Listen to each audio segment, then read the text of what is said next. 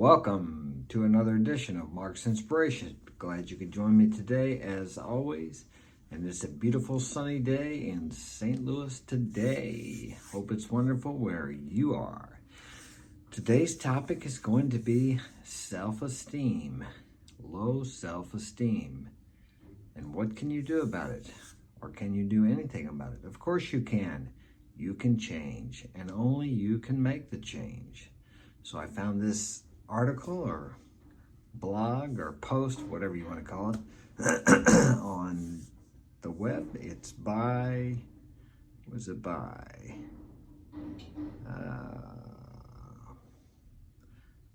This is by Dan Brennan, MD, November 23rd,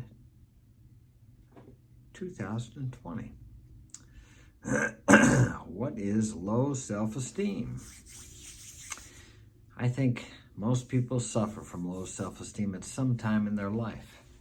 And like I said, only you can change it. So let's see what he has to say about it. What is low self-esteem? Low self-esteem is when someone lacks confidence about who they are and what they can do. They often feel incompetent, unloved, or inadequate. Excuse me. People who struggle with low self-esteem are constantly afraid about making mistakes or letting other people down. A lot of this has to do with how you were raised. Now, we can't blame our parents. They did the best they could. And if you're a parent, or you will be a parent someday, you're going to make mistakes too.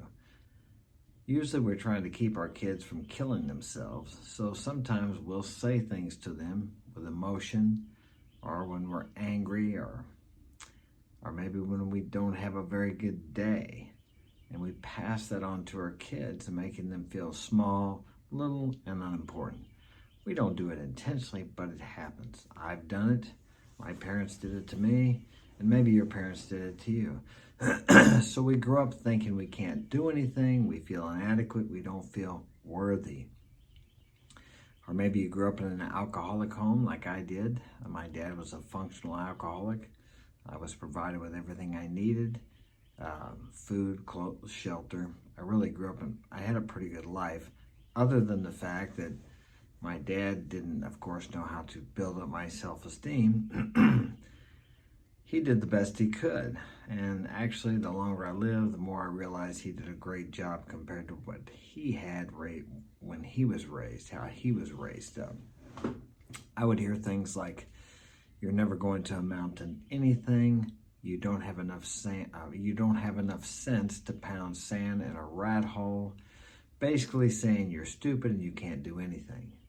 Now, maybe he did these things to negatively reinforce me. Maybe he thought that if he told me that, I would be more encouraged or want to show him that I could do something. I don't know. I never asked him, and he's passed on now. But these things leave an impression on us. Maybe you heard similar things from your mother or your father or your brothers. Any authority figure or someone who was older in your life that was important to you, if they said these things to you, called you stupid, or any number of the other things that mean that you aren't very smart, you took these things in as truth, especially before the age of 7, because that is what they call the impression period, where your conscious mind, who is the guardian at the door of your subconscious, allows everything in, and you don't have the cognizance or the rational ability to decide what is true and what isn't true. So you take this all in as being true. So this creates a self-image. It creates your self-worth or your self-esteem or lack thereof. So let's go on to see what he has to say. But you can change. If you go on blaming your parents or someone else for how you feel about yourself today, nothing changes. You have to do the work. And only you can do the work. Only you can build yourself back up. Having self-esteem issues can be detrimental to your health and negatively affect your personal and professional relationships. It can be negative to your health because you don't feel worthy enough to take care of yourself. So maybe you eat fast food 2 or 3 times a day. Maybe you drink, maybe you do drugs. You do these things to make yourself feel good in the moment, but invariably you feel worse later on, inevitably. There are many reasons why you have low self-esteem. Your genes, how and where you grew up, and other life circumstances all play a role. A major factor of low self-esteem, however, comes from your own mental state, your inner voice, or the thoughts in your head, your inner conversations. What are you saying to yourself? Do you call yourself stupid when you make a mistake? You're not stupid, you just made a mistake. Everyone makes mistakes. They can constantly be telling you that you are not good enough or worth anything. Even if there is evidence to the contrary, you won't see that evidence. Negative thinking in general is linked to low self-worth and low self-esteem. These things you have, you have habitually programmed yourself with by what you're saying inside your head. Do you feel stupid every time you made a mistake? Or do you realize that mistakes are the way to learning? That you learn from your mistakes? The word sin comes from an old Anglo-Saxon word which means to miss the mark. It's an archery term. So when some of these religions say that we're all born sinners, it's true. But all that means is we're all born making mistakes. We're all born to make mistakes. Were we not making mistakes, we would not learn anything. So yes, of course, we all are born to make mistakes. Okay, obviously, we have to learn from those mistakes. It doesn't mean you're a terrible person. It just means you're human. The most valuable lessons I've learned in life were from my most grandest mistakes. Now, to learn from those mistakes, you have to take the word blame out of your vocabulary and realize that you played a part, if not created, everything that happened in your life. By your inner conversations, by your choices, by your actions, by your attitudes. And once you take responsibility for that and don't see yourself as a victim of circumstances, but as a creator of circumstances by your inner conversations and your inner thoughts, then you can do something about it. You're not a victim, you are a victor. So if you choose to be, and that's your choice. Signs of low self-esteem. There are several signs that either you or someone you know may be struggling with low self-esteem. Those signs of low self-esteem include sensitivity to criticism. No one likes criticism, but are you really sensitive to it? Or do you take a look at yourself and see, that may be true. What can I learn from this? What maybe do I need to change? If you have low self-esteem, whether criticism is from you or others, you see it only as reinforcing your flaws and confirming that you are incapable of doing anything right. If you didn't have criticism from coaches, teachers, people who are trying to help you, you would have a more difficult time to learn. Someone's alarm is going off outside. Declining invitations to go to a party or meet up with friends, canceling scheduled plans last minute, and generally not wanting to be around others are signs of low self-esteem. Social anxiety. You don't feel like you're good enough to be out among people. That seems to be a big thing nowadays because I think too many kids grow up on their computers, behind their Xboxes, and they don't know how to socialize. Socializing really lifts you up. You get out there and talk to people and be among other people. There's an energy, there's a power in that. You may not have any desire to hold a conversation or talk about your life because it will only reinforce the depression and anxiety you're already experiencing. Hostility, another sign of low self-esteem. For someone with low self-esteem, lashing out or becoming aggressive towards others is a defense mechanism.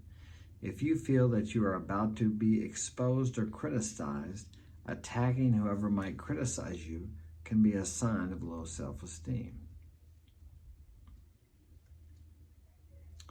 Consistently worrying about your own personal issues takes up a lot of time for someone with low self-esteem.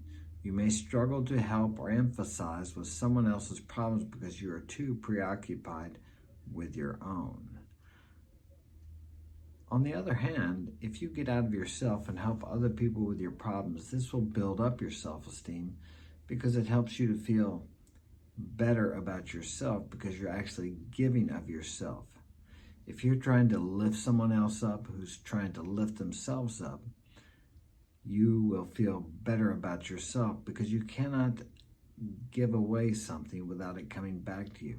So if you're encouraging someone else, you too will be encouraged. That's one of the inescapable laws of the universe. Whatever you give in life will be given back to you multiplicatively, and whatever you take in life will be taken back from you multiplicatively. The only reason people don't believe in these laws or they don't adhere to them is because the effects are immediate, the effects on yourself, but the manifestation of that effect may not take place for 6 months, a year, or 2 years down the road. And when it comes back, you don't connect the two events. You don't connect your actions from a long time ago or your thoughts from a long time ago to the present moment, what's happening now. Very important that you think about what you're thinking about. Think about what's going on in your outer life because it's a reflection of what has been going on in your inner life. It doesn't happen immediately. That's why people don't correlate the two events, the thinking and then what happens in your outer world. But everything that happens in your outer world is a reflection of what's going on inside of you. If people disrespect you, you have first disrespected yourself. If people devalue you, you are not giving yourself enough value, which is a common thing for people to do with low self-esteem, low self-worth, low self-value. You first devalued yourself. Physical symptoms.